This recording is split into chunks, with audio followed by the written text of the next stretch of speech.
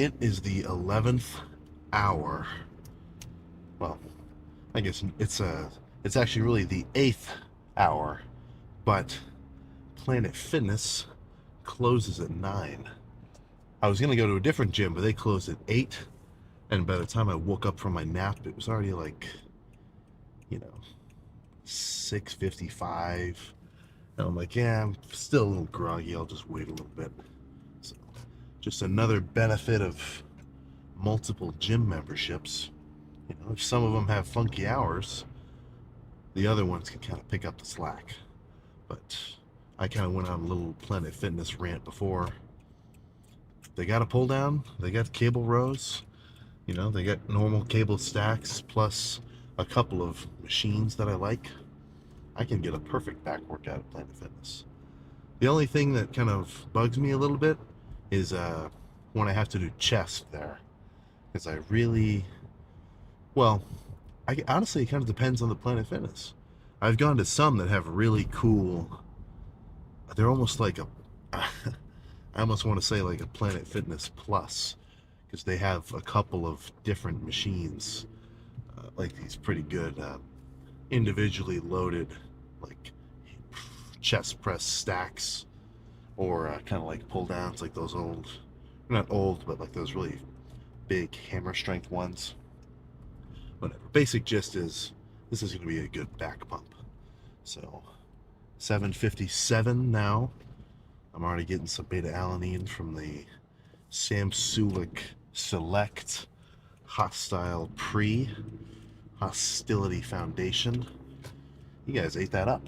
That disappeared in like 30 minutes. I'm sure they'll do a restock of it, but it's got the beta alanine in it already, like I like. The other two pre's that they have, the Hostility and the Bloodshot. I still do a little bit of Bloodshot with the with like the Sam Sulek one, but they don't have beta alanine in them already, and I kind of want that. Obviously, I don't just want the tingle sensation. That doesn't really do anything for me. It's actually a little bit annoying, but you know, beta alanine, when you take it for a consistent period, you do get a little bit of well, studies show. I know it's weird coming from me to say studies show, but you do get a little bit of extra training endurance on your sets. And you know what that sounds to me like? You know what that, whatever, you know what I'm saying. That sounds like harder sets, better lifts, better pumps. Come on. That is right up my freaking alley. So I could I was about to say I want to start on pull downs, but I've kind of got into a habit of starting all my back days with pull downs. So I think in the spirit of changing it up, I should probably start off with some rows of some kind. That might be a little bit better. I don't know. I'll see. Either way, the lift is going to be kind of a back and forth. But sometimes I kind of change that up too. I don't do a dedicated like lat focused day and then a dedicated like mid back traps, Terry's major rhomboids focus kind of day. Every back day, I usually just try to get a complete back pump with a relatively even amount of work for my lats and my, upper back traps, whatever. Some days I do a little more rows, some days I do a little more pull downs, but for the most part, I think hitting it like that, it's not the worst way to go about it. But you know, at the end of the lift, I feel like I want to have a complete pump. It's the whole point of the pump check. So that kind of makes me think that I want to do a few sets of really lat bias stuff like pull downs and pullovers, and then go back and forth between those and rows. So when I'm done, my whole back is just fully pumped. But then, part of me thinks maybe I should just get all my lat work or all my direct lat work out of the way before I finish my, rows at the end. But no matter how you go about it, as long as you get your good pull down sets in,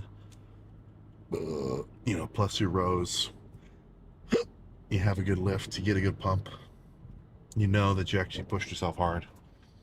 Everything else, sets, reps, and RPEs and AMREP or any other fancy terminology, It's kind of just, I think that can sort of cloud your mind when it comes to your approach in the gym. I don't see anything wrong with not even knowing what reps in reserve means. That's just going into the gym and making sure that every one of your sets, you seriously pushed it hard. When it comes to training to failure, I think that can get a little bit misconstrued sometimes, because on my really heavy sets, on my like incline bench, I need to get a spotter or else I'm gonna get smushed. Heavy squats, I need those safeties so I can rest it when I can't get the weight back up. So training to failure, sometimes specific movements will let you train to failure, and other ones you kind of have to just train to satisfaction. So like I was saying, with a bench or a squat, it's not very hard to do a lot of weight and get to a point where you physically just cannot do another rep. Same thing with like dumbbell curls, or what's another good one? Whatever, any pressing stuff like that. You can hit a wall where it's like, all right, I physically can't do another rep, or at least you're like right on the cusp of not being able to do another one. Maybe you had one in the tank, but you couldn't get it out. But with other movements like leg extensions or leg curls, tricep push downs, side laterals, pec flies, with those kind of movements, you can kind of just keep pumping out partials a little bit. So I could reach a point doing lat pull downs where I can no longer pull the bar all the way down to like chin height, but that doesn't mean that the set is done, because I could still get it to, nose height for maybe two, and then maybe, brim height, top of the head, a couple inches above, and just keep on forcing reps until I can really only move the bar a couple of inches. I like those, I like doing the weighted, not even weighted, but I like doing the partials at the end of a set once I can no longer do complete reps. But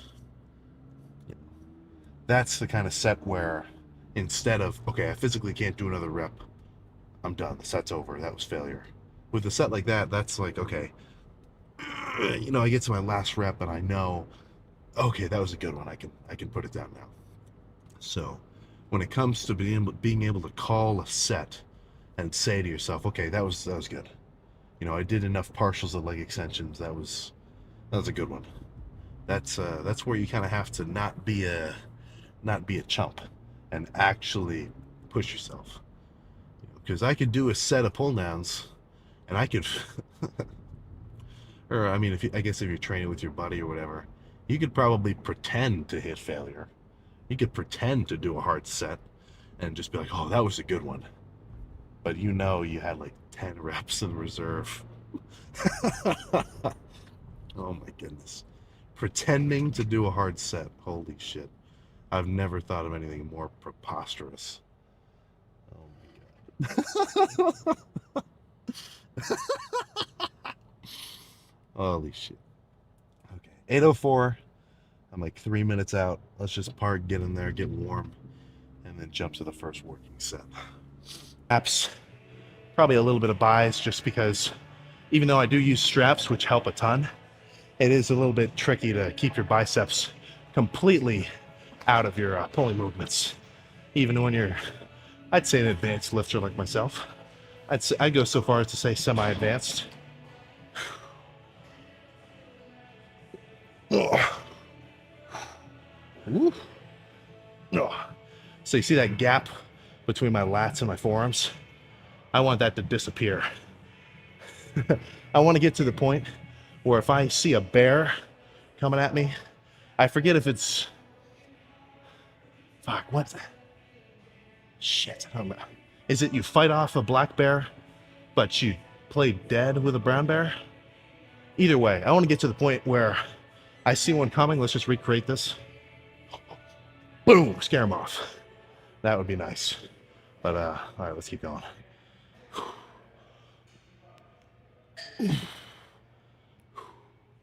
Yeesh.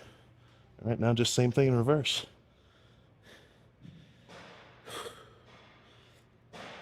Oh.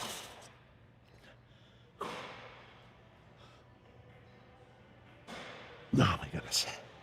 All right. Back has been completed. Back is pumped. Back's fatigued. Back has been trained in a way that I think when I go home and freaking fill my belly up with all sorts of carbs, fats, and proteins, that it's going to result in some muscle growth. Oh, but that should be obvious. So, nothing else to say. Let's just pack up, roll. Solid Planet Fitness trip. Oh, perfect. I was in a standoff with the guy parked in front of me for, whether or not one of us was going to be able to pull through or back up. And it looks like I won. Very nice. So, solid back day, man. What else can I say? Solid rows. That first set of pull downs with the 2 individual D handles, not the biggest fan. It was a good set, don't get me wrong, but certainly not my favorite. Kind of just had to jump on that one out of necessity. My basic survival instincts to get all the volume that I wanted to do, combined with the fact that the gym was closing, I didn't have unlimited time. It kind of made me jump the gun and do a movement which I don't necessarily love, but that's good for you. That's probably good for you to do some movements out of the ordinary, at least out of the ordinary for your general style of training, just to make sure it doesn't get stale. I don't necessarily think that inside of my muscles, if I do a movement that I haven't done for a while, they're like, holy fuck, Sam, you're shocking me. Like an Arnold style, you gotta shock the muscle. But you do gotta think, man, your body is fucking, anything that's alive, it's pretty good at adapting, and who's the top dog on planet Earth? I've made this statement before. We've been floating around for a pretty long time. Okay, your body is not just like, holy crap, a one set of pull downs, I better grow my lats to astronomical proportion to be able to handle this kind of stuff. No, man, your body is tough, and sometimes not in the ways that are conducive with muscle growth. Because as you get better at lifting, as you get more exposed to weight, and you can do harder sets and whatnot, you also kind of become more efficient at it. You get diminishing returns the longer and the longer you lift. So, as a beginner, you've never done this shit before. Holy fuck, man. My lats are blown up. Potentially month to month changes. If you're training hard, you're eating your food. But as you lift, it becomes a little slower. So that's when you really got to try to make sure you're constantly battling yourself in terms of making sure that your training is on point. Not just in terms of style. Honestly, I think that comes second to making sure that your training is intense. I think for this whole bulk, or even for the last few bulks, or even just any dude, if they had a workout plan that was the same for every lift, like if you did, let's say 3 sets of incline bench, then 2 sets of incline dumbbell, and 2 sets of pec flies, I think that'd be a good workout. And if every time you did a chest day like that, you made sure you really pushed yourself, all your sets were sufficiently hard, you were actually going to failure, you were, increasing weight over time, progressively overloading, dude, I think you could get a pretty solid chest. Actually, no, I think you definitely can get a solid chest doing the same workout back to back to back, as long as the intensity is there. Now, do I think that's the best case scenario? Probably not. That's why I make sure all my lifts are just a touch different, sometimes very different if I really want to change it up. But that's just kind of goes to show, or at least I'm trying to convey the fact that your intensity is really what's going to determine whether or not you have a good lift. I could get, Mr. So-and-so, greatest bodybuilding coach in the world, to write me a training routine. And, well, of course, I guess if I had somebody do that, they would tell me, like, okay, make sure this set is intense. But let's say they just gave me exercises. Let's say they just gave me exercises and reps. Like, do 10 reps of bench, 10 reps of incline, whatever. Let's say they just gave me that. And it was perfect. They gave me the perfect amount of, sets and reps and movements and orders and whatever. And like they told me to do some supersets too. But if when I did those sets, I didn't do a weight that was hard, it was very manageable, and I was just going through the motions, I would get nothing out of it. It's not very difficult to just, do lifts, go to the gym, and just be maintaining the build that you have. Like the difference between progressing and just maintaining and plateauing, it's not insane. So that's where, even if you think you're pushing it, you should probably try to step on the gas a little bit further, see if you can get your RPMs a little closer to 7,000. I know you've been cruising at 3. If you look the same from year to year or month to month, then clearly something's not working. Now, I guess if your goal is maintenance and you're already at your goal physique, then I guess you're spoiled. You're living the life. Some of us, we've got an addiction to mass that may never be satisfied. But that's the whole point, man.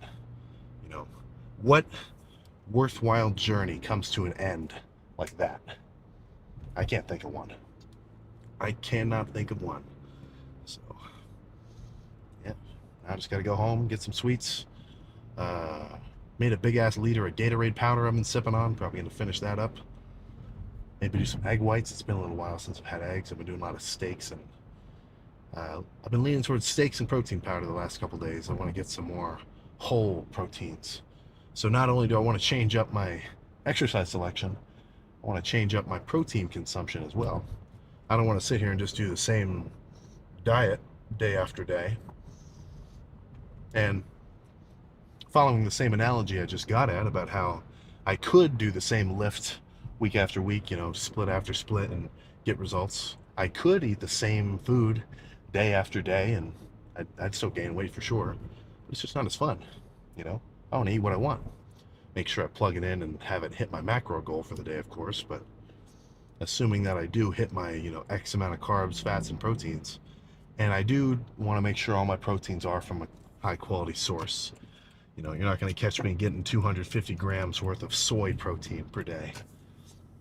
Now, if you're soy pilled, fuck man, keep going. But I'm gonna go ahead and keep eating my beef, eggs, milk. You know the deal. You know the freaking deal. So I think that's all I gotta say, man. Apart from the fact that the dry air is chapping my lips, everything is going quite well.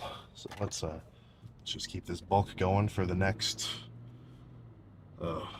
Don't even get me started on predicting how long it's gonna be.